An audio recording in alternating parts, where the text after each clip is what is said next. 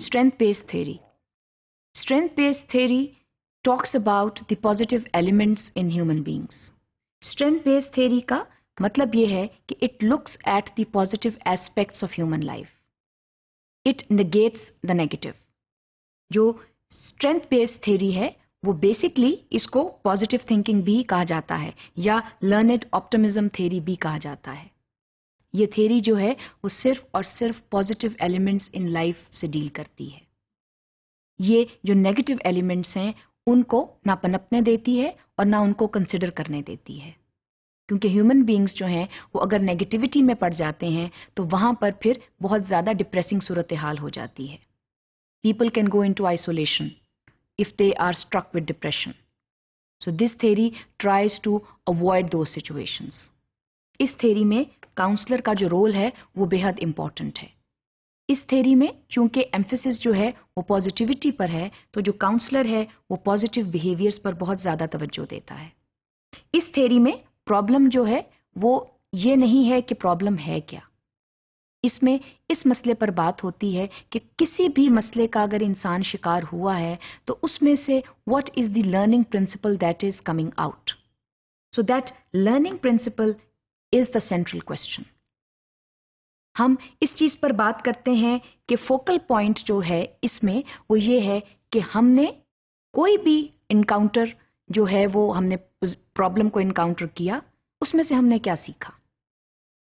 اسی وجہ سے یہاں پر پازیٹیوٹی جو ہے that plays a big role in the development and in the actualisation of this theory.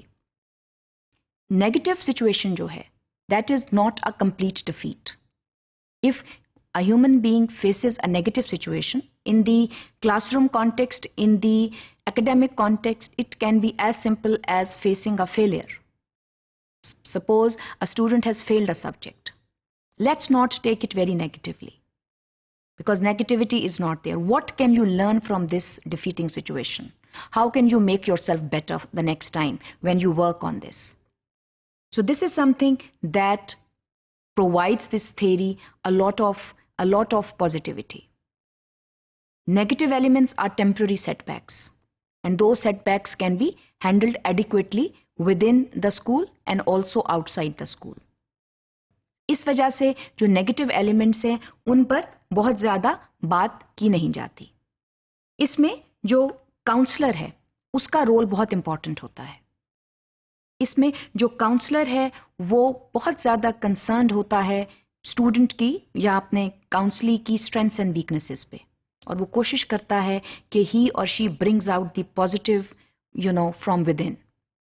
کیونکہ اگر بات نیگیٹیوٹی کی طرف چلی جائے تو وہاں پر پھر جو ہے وہ ڈپریسنگ سچویشنز آ جاتی ہیں, اور ڈپریسنگ سچویشنز جو ہیں ان میں سے اسٹوڈنٹ کو نکالنا جو ہے پھر مشکل ہو جاتا ہے.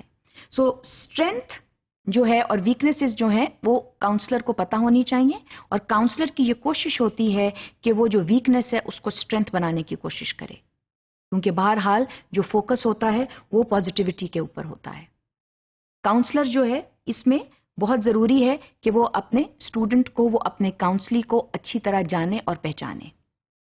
اس کے ساتھ ساتھ جو کاؤنسلر ہوتا ہے ہی اور she is interested in bringing the best from within the student. Now how can that best کم؟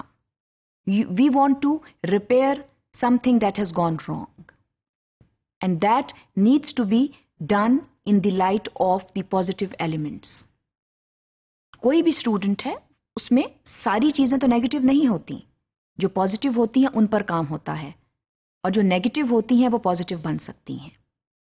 لیکن ہم جب نیگیٹوز کے اوپر بہت فوکس کرتے ہیں تو پھر ہم اسٹوڈنٹ کو مزید پریشانی کا شکار کر دیتے ہیں. تو یہاں پر کاؤنسلر کا رول یہ ہے کہ وہ نیگیٹو پر توجہ نہیں دیتا. اگر کوئی فیل ہو گیا ہے تو کوئی ایسی بات نہیں, وہ کس طرح اپنے آپ کو بہتر کر سکتا ہے کہ نیکسٹ ٹائم وہ ایفرٹ کر کے پاس ہو, اس پروسیس پر توجہ دی جاتی ہے. So that the exploratory process is there.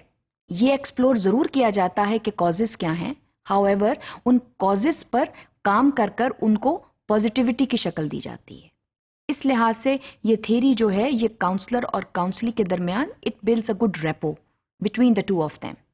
and the counselor needs to understand the counselee in a much better manner and very, very comprehensively.